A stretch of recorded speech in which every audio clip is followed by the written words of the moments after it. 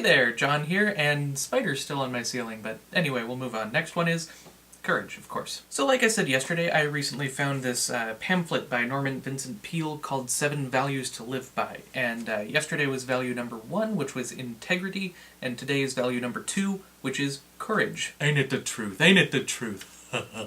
Now this one kind of goes hand in hand with integrity, but it goes just a little beyond. It's all about having the strength to do what is right regardless of the consequences. Now I'm sure we've all had those moments where we're afraid of what somebody might say or think or what might happen if we put ourselves out there, but isn't it always better to just commit to doing what you need to do and get it over with? I mean, if you're unsure about doing something and then you just kind of do it halfway, it never really turns out right. Like, I just found this violin that I had 10 years ago, and I remember that I never really got over the discomfort of hearing just bad violin music while I was learning, because if you don't commit to playing the violin, and you just kind of weakly drag the bow across the strings, it makes an evil hiss. Well, hello there, Charlie Daniels reference. Welcome to the show. And then last summer my buddy Chris got married and I had the honor of being the best man, and that was awesome. And instead of the traditional bachelor party, we all went rafting together. And the guide was saying, big waves, big fun, but I was scared out of my mind. But once the raft pulls away from the shore, there is no pulling over and getting out until you get to the other dock at the other end. Chris fell out, but that's a different story for a different time. I've also spent some time in a management role, and if you have a situation where you have to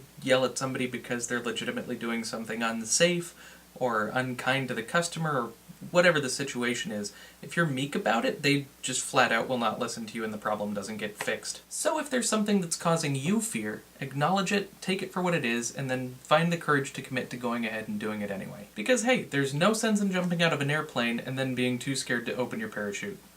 Toodles.